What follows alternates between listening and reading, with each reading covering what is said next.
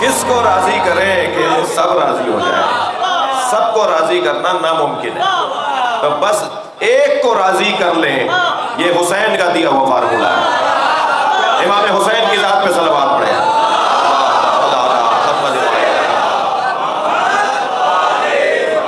ایک کو راضی کر لیں، پھر اس کا کام ہے کہ وہ سب کو راضی کرے گا۔ جی امام حسین فرماتے ہیں یا اللہ جس نے تجھے پا لیا اس نے کیا کھویا۔ امام حسین کی مناجات کے جملے، یا اللہ جس نے تجھے پا لیا اس نے کیا کھویا، اور جس نے تجھے کھو دیا اسے کیا ملا۔ کیا حسین جملہ ہے۔ پھر ایک اور جگہ ارشاد فرماتے ہیں اپنی دعا میں، اپنی مناجات میں، حسین جملہ ایک اور فرماتے ہیں یا اللہ جس نے تجھے ناراض کر کے لوگوں کو راضی کیا،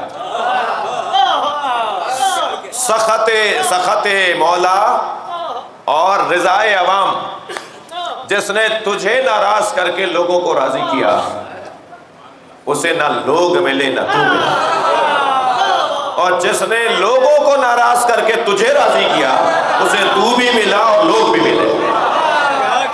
یعنی اگر امر دائر ہو جائے، اگر میں ایسے مقام پر آ کے کھڑا ہو جاؤں کہ مجھے اللہ کو راضی کروں یا عوام کو، تو حسین مولا کا دیا ہوا فارمولہ یہ ہے کہ اللہ کو راضی کر لو، عوام کو ناراض کر دو، پھر یہی اللہ اس عوام کو تمہارا مرید بنا دے گا۔ صلوات پڑھیں محمد و آل محمد۔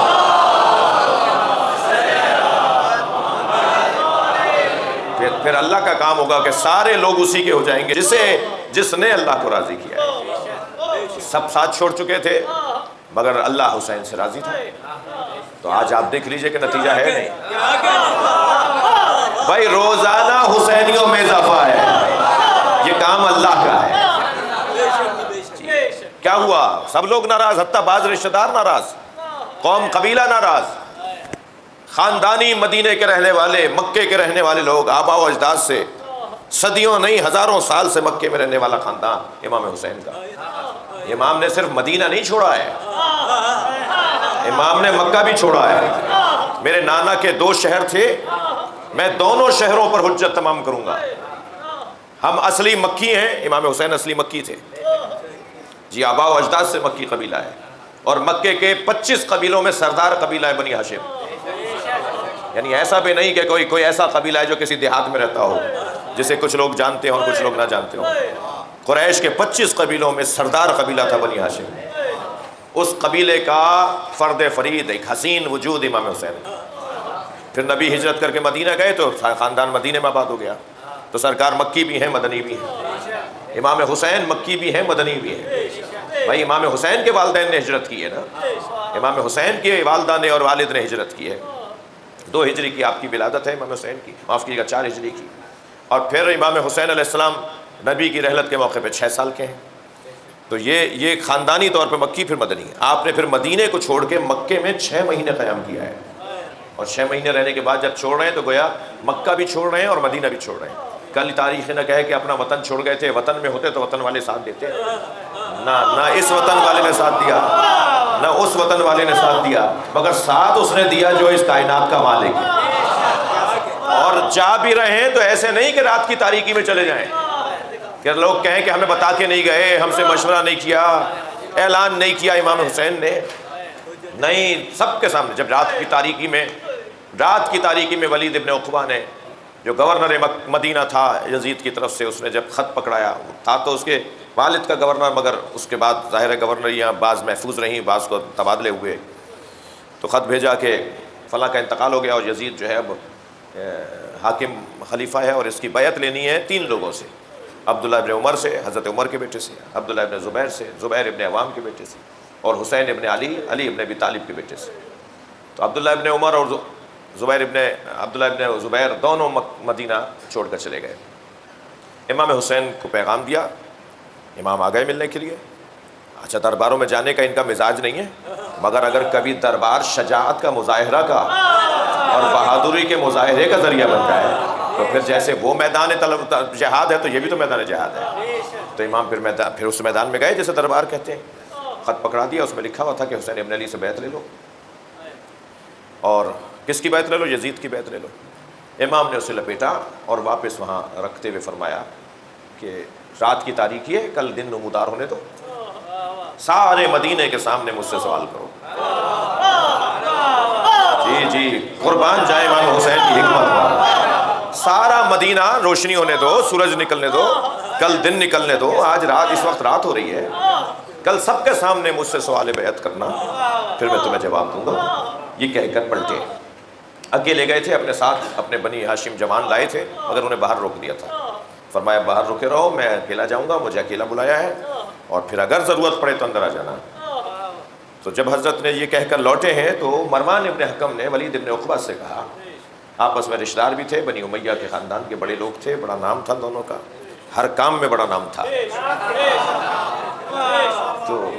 تو مروان نے ولید سے کہا کہ اگر آج حسین چلے گئے تو پھر ہاتھ نہیں آئیں گے، حسین کو ابھی مارو یا بیعت لو۔ تو جب امام نے اس لہجے کی گفتگو آپس میں کرتے ہوئے انہیں سنا، اتنا اونچا بولا کہ حسین سن لیں، تاریخ سمجھنے کی ضرورت ہے، اتنا اونچا ایک نے دوسرے سے کہا کہ امام حسین سن لیں۔ تو امام مڑے اور امام نے فرمایا اتقتلنی انت ام ہوا یا ابن زرقہ۔ بڑا عجیب جملہ ہے جی، اے بد کردار عورت کی اولاد، عجیب عجیب، اے بد کردار عورت کی اولاد، تو مجھے مارے گا یا تو مارے گا؟ تم میں سے کون ہے جو مجھے مارو گے؟ یہ امام کا ایک جلال تھا۔ اونچی آواز ہوئی، حسین مولا کی، حضرت عباس دربار میں آ گئے، تلوار کھینچے میں، مولا آپ کو تکلیف کس نے دی؟ حضرت نے فرمایا نہیں عباس، ہم دربار سے جا رہے ہیں۔ اور دوسرے دن پھر دن کے وقت میں امام نے سفر کا آغاز کیا ہے، باقاعدہ قافلہ بنا ہے۔ یہ تو نہیں کہ اکیلے بیٹھ کے گھوڑے پہ بیٹھ کے حضرت چلے گئے، جہاد میں بعد میں کوئی کہے کہ صاحب رات کو چلے گئے، دن میں چلے گئے، اچانک چلے گئے، کسی کو پتہ نہیں چلا چلے گئے۔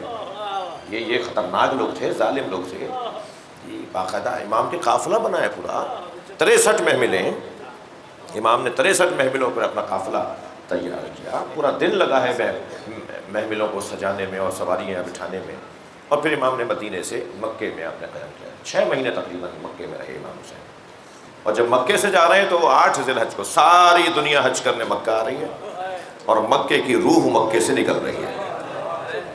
خانہ کعبہ کی جان خانہ کعبہ چھوڑ کے جا رہا ہے جی۔ اور جب جا رہے ہیں تو یہ بھی نہیں کہ یہاں بھی ایسے جائیں گے کہ 6 دن بعد لوگوں کو پتہ چلے گا کہ حسین نہیں تھے، نہیں، فرمایا عباس خطبہ دو، بتاؤ حاجیوں کو کہ میں کیوں جا رہا ہوں۔ مولا عباس نے فرمایا مولا کہاں کھڑا ہو کر کہاں مجمع لگایا جائے؟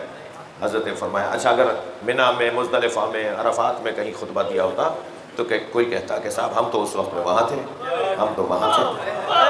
مکے میں خطاب ہوگا تو خانہ کعبہ کی چھت پہ ہوگا۔ فرمایا عباس خانہ کعبہ کی چھت پہ کھڑے ہو کے خطبہ دو۔ مولا عباس نے خانہ کعبہ کی چھت پہ کھڑے ہو کے فلسفہ بتایا کہ حسین کہاں جا رہے ہیں۔ اچھا وہاں جانے کے بعد مولا عباس کو شاید یہ احساس ہوا، میں تاریخ پڑھنے کے بعد کچھ باتیں پڑھنے سے بھی اندازہ ہوتا ہے کہ رخ کہاں کر کے خطبہ دوں، میرا رخ آپ کی طرف ہے، میں اگر سارا رخ اس طرف رکھوں تو یہاں والے کچھ خفا ہو جائیں گے۔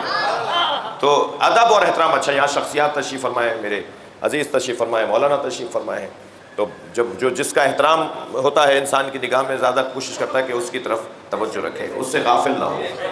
اب مولا عباس خانہ کعبہ، جیسے حضرت بلال حبشی نے جب فتح مکہ کے موقع پر سرکار نے فرمایا کہ بلال اذان کہو، تو مدینے میں جو اذان کہتے تھے تو وہ مکے کی طرف رخ کر کے کہتے تھے۔